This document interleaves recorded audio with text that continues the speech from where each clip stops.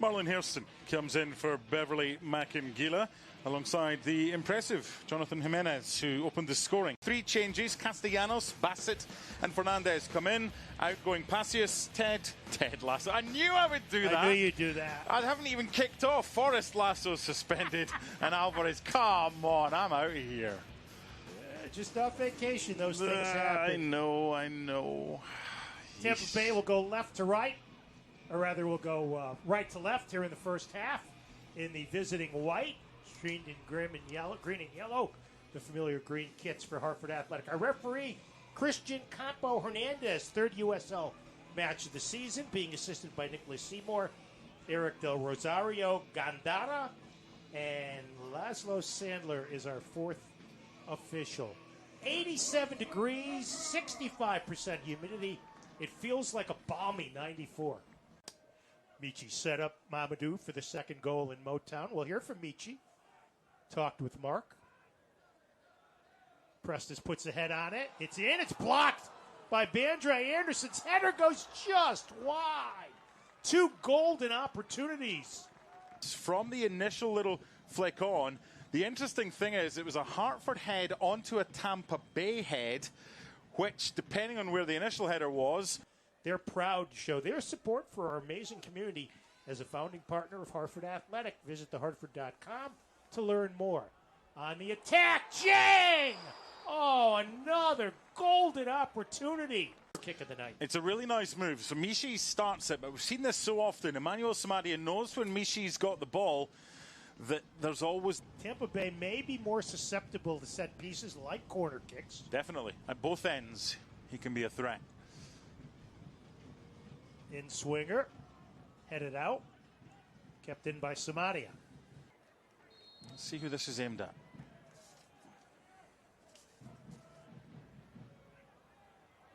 Prestes puts it over the top.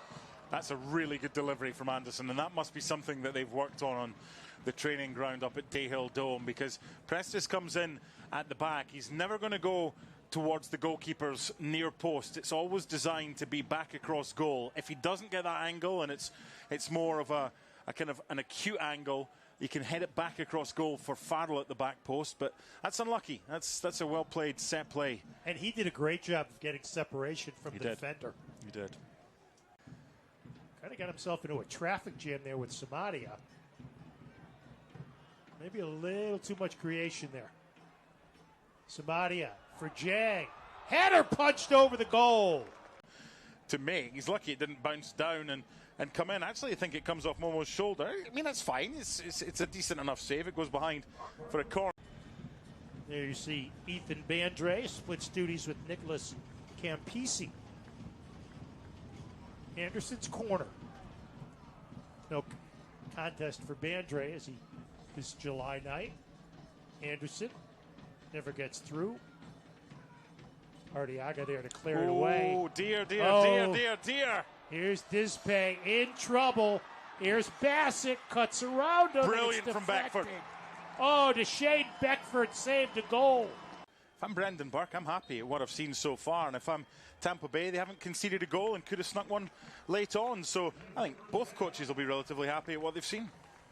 In the first half, dominated. Especially on the road in recent times. If the defence has been beaten, their goalkeeper's been there. But get more to Arteaga, because he's a big threat. And a little bit deeper, whether it's him or Arteaga dropping deeper, and puts a little bit more pressure on either Anderson or Hairston or Jimenez. So there's a lot of cancelling out going on right now. Hartford trying to play the ball long for Beckford. Or make it Jang. Here's Anderson on the run. Switches it back. Sent in. Bandre the punch. Samadia will field it first. He chips it far post. The header. And a goal! Just wide. No, it's just wide. I'm sorry. Everybody's excited. Everybody's excited. It's no goal. Should it have been a goal? Let's find out. It was Samadia's delivery in. It was poor goalkeeping initially. And Momo Dieng, he's put it the wrong side of the post in the league this season. Tied for the most in red cards. That did not come up. Oh, yeah. Okay. Oh, a snort and a grunt. Goodness. Here's Anderson. Plays it off on the right. Beckford plays it back to Sebastian Anderson. Yet to have our first shot on goal. 8 minutes into the second half. Really well read by Blake Bodley. But a bad giveaway to Scarlett, who had good anticipation. Hartford being a little deliberate here, looking for the open man, for the perfect cut. Now it's Samadia. Plays it from Michi. Keeps possession. Fires. Save. Head high by Bodley. I'll go back to something I said in the first half when Michi had that little bit of skill to get him beyond the defender. Not something I think he would have tried a few weeks ago. This is slowly but surely getting to be the Michi and Galina that we love. Well, if you're a Hartford fan, you don't particularly love him if you're a fan of the Tampa Bay Rowdies.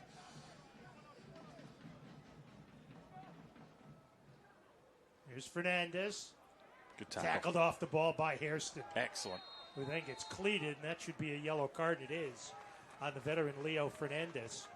So Joey Skinner, Nick Moon, and Wubens Pasius will come in the game. That's the end of the night for Arteaga. Interesting. By no means has he played poorly. He's been very good as he normally is, but he has been a little bit restricted, and I get that because he's up against Blake Bodley, and they really have cancelled each other out, those two. Tampa Bay controls it at midfield. I don't think they'll be 12th at the end of the season, Tampa Bay. I think they're too good for that. Stolen in the middle. Here's a chance. Played for Pasius in the box. Left footer, and he scores. Wubens Pasius in the 83rd minute, and Tampa Bay jumps on top 1-0. Well, they'll not be 12th at the end of this game if there's no further scoring. Back to front are able to get possession. Lewis Hilton, loads of assists during his career in the USL, and you cannot give space and time to Wubens Pasius, who's got all those goals this season. No Cal Jennings, no problem for Tampa Bay. Really nice first touch to just set the ball where he wants, and then the curled effort. And Tampa Bay has the lead, and as it stands, they're heading off the bottom of the Eastern Conference. More is required from Hartford Athletic. Especially this second half, which has been lackluster. This is on the players. 100% this is on the players. These same players that produced a decent first half performance have produced a horror show in the second half, and they lose at home.